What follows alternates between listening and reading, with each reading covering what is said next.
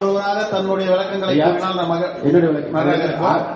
அமெரிக்காவுக்கு அனுமதி வாங்கி பேசினால் நன்றாக இருக்கும்.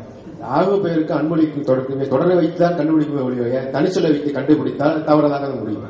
பொன்மகள் வந்தால் பொருள்கோடி தந்தாள்ங்கிற பொழுது வெறும் பொன்மகள் சொன்னோம்னா அங்கதான் பொன்மகள் வந்தாள்ங்கிற பொழுது பொன்னை போன்ற பெண் வந்திருக்கின்றாள் என்று நம்ம பொன்னை போன்ற பெண்ணை குறிக்கிறது. அது மாதிரி தொடர்முறை வைத்துதான் கண்டுபிடிக்கணும் இல்லையா, தனிச்சொல்லை வைத்து கண்டுபிடித்தால் தவறாக முடியும். நன்றி, வணக்கம்.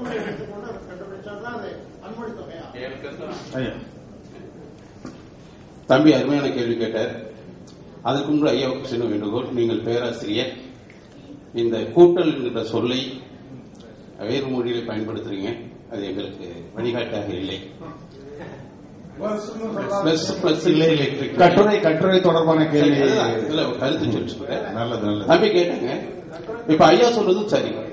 கிளி வந்தது, கிளி வந்தது, கிளி வந்தார், கிளி வந்தது, கிளி வந்தார். இதுல கிளி வந்தது என்பது சாதாரண பேரு தான், புரியுதுங்களா? அது கிளி வந்தாலும் சொல்லும் பொழுது கிளியை ஒத்த சாயலை உடைய பெண் வந்தார். அங்க என்ன உங்களுக்கு வேறுபட்டு இருக்கிறது. ஆனா தம்பி கேட்ட கேள்விக்கு நான் விட சொல்ல வேண்டிய அவசியம் இருக்கு. எந்த பாடத்தில் இருந்து எந்த சூழ்நிலையில் இருந்து அந்த சொல் கேட்கப்பட்டது என்பது அந்த ஆசிரியருக்கு தெரிய வேண்டும்.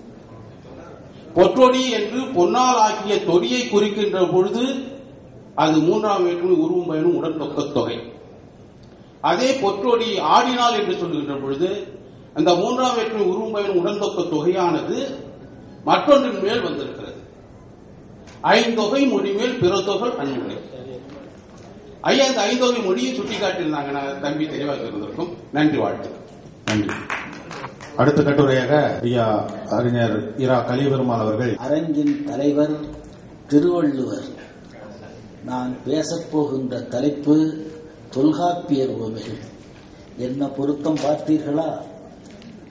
யான் பெற்ற பெருந்தவப்பேறு என்னையன்றி இவ்வுலகில் யார் பெற்றாரே என்று வில்லியார் பாடிய 17ஆம் போர்ச்செழுக்க பாடல் எனக்கு ஒத்து வருகிறது. சான்றோர்களே, என் பெயர் புலவர் இரா கலியபெருமாள். தஞ்சாவூரில் பள்ளியற்கர பகுதியில் உள்ள கபிலர் நகரில் இயங்கிக் கொண்டிருக்கக்கூடிய ஒற்றை தமிழ் கல்லூரியாகிய நாவலர் நாமு வேங்கடசாமி நாட்டார் திருவருள் கல்லூரியினுடைய முதல்வன்.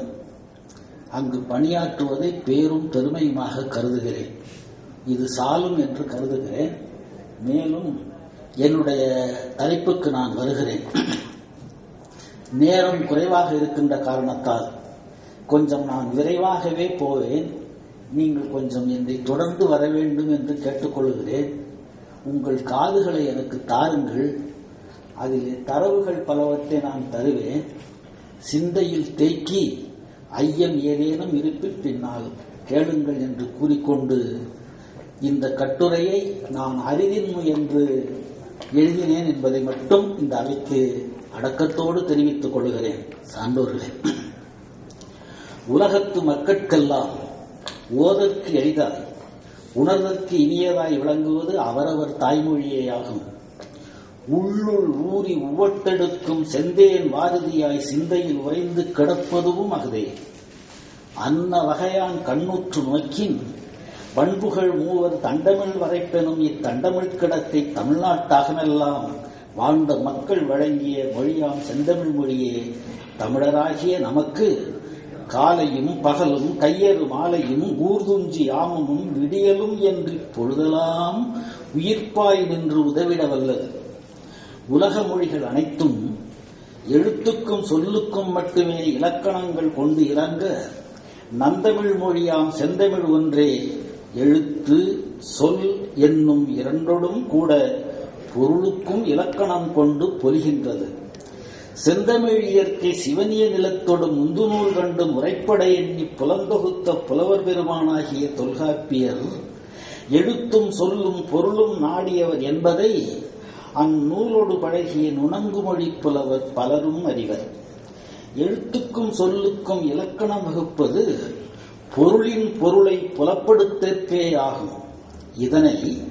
என்னை எழுத்தும் சொல்லும் ஆராய்வது பொருளதிகாரத்தின் பொருட்டன்றே. பொருளதிகாரம் பெறேமெனில் இவை பெற்றும் பெற்றிலேன் என்னும் இளையனார் களவிய உரை இனிதே புலப்படுத்தும். எழுத்தும் சொல்லும் மொழியின் தன்மையை உணர்த்துவன.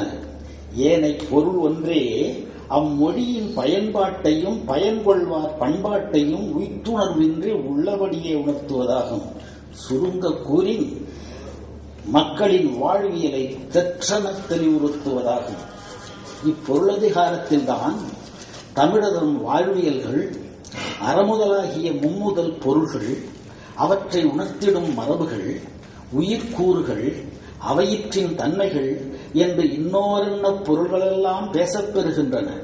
தொல்காப்பியம் எனும் ஒல்காப்பழந்தமிழ் நூலை தொல்காப்பியர் ஓர் இலக்கண நூலாக மட்டுமன்றி இலக்கிய செழுமை வாய்ந்த நூலாகவும் நுண்மையோடு புணர்ந்த ஒன்மையுடையதாகவும் இடுமென் மொழியால் விழுமியது நுவலும் இந்தமிழ் பணுவலாகவும் இயற்றியுள்ளார். ஏனைய 2 அதிகாரங்களைப் போலன்றி பொருளதிகாரத்தை பொலிவும் வலிவும் நிறைந்த கட்டமைப்போடு யாத்துள்ளமை நுணுகிக் காண்பதற்கு நுண்ணிதின் விளங்கும். அகுத்தனை இயல் தொடங்கி மரபியல் முடிய உள்ள 9 ஓத்துக்களையும் ஓத்துமுறை வைப்பே உலகமலையாமை என்னும் கூற்றிற்கிணங்க காரண வைத்துள்ளமையை காண காண உருவாகும் வியப்பு 101 கோடியின் மேற்பட விடுகின்றன. காப்பியம் ஒன்று கவினுற வேண்டுமாயின் உவமை என்னும் தவலரும் கூத்தி பல்வகை கோலமும் பாங்குறப் புனைந்து காப்பிய அரங்கில் தோன்றிடல் வேண்டும் என்பதை தம் ஆழங்கால் பட்ட சிந்தையில் தொல்காப்பியர் கொண்டிருந்தார் என்பதை அவர் கையாண்ட உவமைகளின் வழியாக உணர முடிகின்றது. புலன் அல்லாதன புலனாதற்கும் கேட்பார்க்கு அலங்காரமாகி இன்பம் பயத்தற்கும் பயன்படும் உவமையை அணிநூலார் அணிகளின் அரசி என்பார். அளவை நூலார் உவமான பிரமாணம் என்று அளவை பெயரிட்டு அழைப்பார். நாடக வழக்கு, உலகியல் வழக்கு, பாடல் சான்ற புலனெறி வழக்கு, இயல்பு வழக்கு, தகுதி வழக்கு என இன்ன பிற வழக்குகளையெல்லாம் ஆராய்ந்து மனத்தின் எண்ணி மாசறத் தெரிந்து கொண்டு இனத்தில் சேர்த்தி உரைத்தல் வேண்டும் என்னும் உயரிய நோக்குடன் இலக்கியம் கண்டு அதற்கு இலக்கணம் எடுத்த தொல்காப்பியர் செய்யுள் அடியால் சீர்புனைந்து யாத்த நுட்பாக்களில் 15 உவமைகளை பயன்படுத்தியுள்ளார். இனி தொல்காப்பியர் பொருளதிகாரத்தில் கையாண்டுள்ள உவமைகளை முறையாக காண்பார். கடுத்து வரு புனலும் தடுப்பணையின் திரளும் கல்வி தருகன் இசைமை கொடையென சொல்லப்பட்ட பெருமிதம் 4னையும் பேணிய ஆடவரையும் கல் நின்றான் எந்தை கணவன் களம்பட்டான் முன்னின்று மொய்யவிந்தார் என்னையர் என்று குடிப்பெருமை பேசும் ஆரணங்கினரையும் பழந்தமிழ் சங்கப்பணுவல்கள் பாராட்டுகின்றன.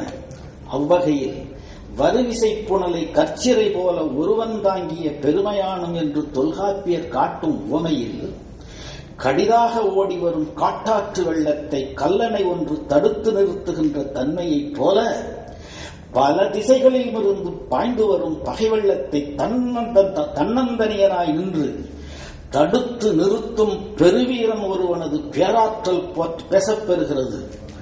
ஆளவர் வெள்ளம் பெருகின் அது விளங்கி வாளோடு நிற்கும் வல்லாளன் ஒருவரின் வாளாண்மை சுட்டப்பெறுகிறது. நீர்மிகின் சிறையும் இல்லை, நீர்மிகின் இல்லை சிறை, சிறையும் உண்டோ செடுங்குணல் மிக்குழி என்னும் இலக்கிய வரிகளையெல்லாம் அம்மாவீரனின் போராற்றல் புறந்தள்ளி பொய்யாக்கி காட்டுகிறது. தொல்காப்பியர்